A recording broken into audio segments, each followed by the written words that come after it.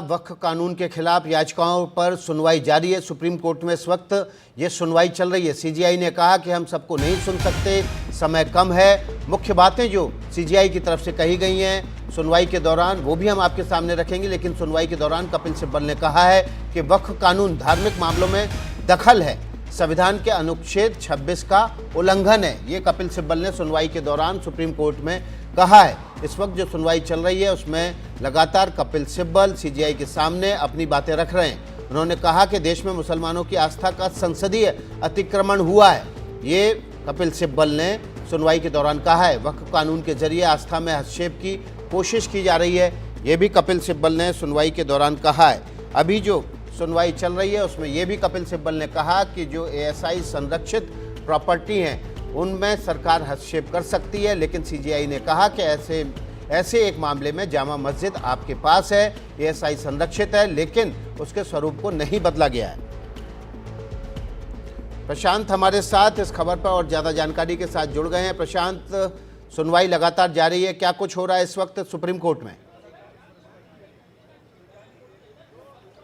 जी देखिए विकास, जब सुनवाई की शुरुआत हुई तो आज चीफ जस्टिस ने सबसे पहले कहा कि आपने जो बताया अभी दर्शकों को कि वो सबको नहीं सुन सकते, लिहाजा उन्होंने कहा कि हम नाम लेकर बताएंगे। और पहला सवाल उन्होंने पूछा कि हमें सुनना चाहिए या इसे हाई कोर्ट को भेजा जाए। तो सबसे पहले अब इसी बात पर सुनवाई हो रही है, लेकिन उसके बाद कपिल सिब्बल ने कहा कि वो सबसे वरिष्ठ वहाँ पर हैं तो उनको सबसे पहले सुना जाए। उसके बाद कपिल सिब्बल ने लगातार 4-5 बड़े पॉइंट उठाए हैं जो पहले से ही इस बिल के जो खिलाफ हैं, जो लोग जो पार्टियां वो इन बिंदुओं को रख रही है। कपिल सिब्बल ने सबसे पहले कहा कि इस तरह के कानून कैसे बना सकती है संसद जो कि इनहेरिटेंस के मामले में हस्तक्षेप करती है।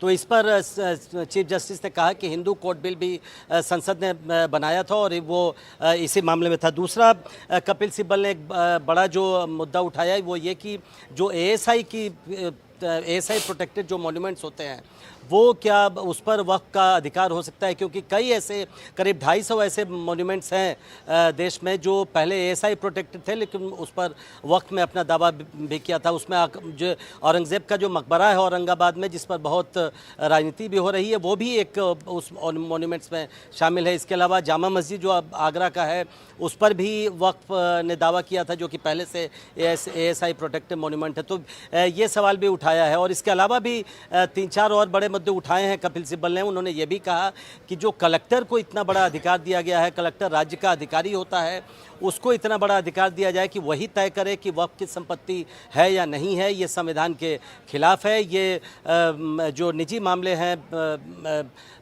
धर्म के, उसमें हस्तक्षेप है। और इसी संदर्भ में उन्होंने ये भी कहा कि जो पूरा वक्फ का कानून है वो जो संविधान की धारा 26 है, जिसमें किसी धर्म विशेष को, धर्म के समुदाय को अपनी धार्मिक आस्था को फॉलो करने का, उसको ऑर्गेनाइज करने का अधिकार होता है, वो ये जो पूरा कानून है संविधान की धारा 26 जो कि मूल अधिकार में, फंडामेंटल राइट्स में आता है, उसके खिलाफ है। तो कई मुद्दे कपिल सिब्बल ने उठाए हैं। अब उसी पर सुनवाई हो रही है। चीफ जस्टिस लगातार उनसे कुछ सवाल पूछ रहे हैं। उन्होंने जामा मस्जिद जो दिल्ली का है उसका भी उदाहरण दिया और कहा है कि उसका स्वरूप नहीं बदला गया है।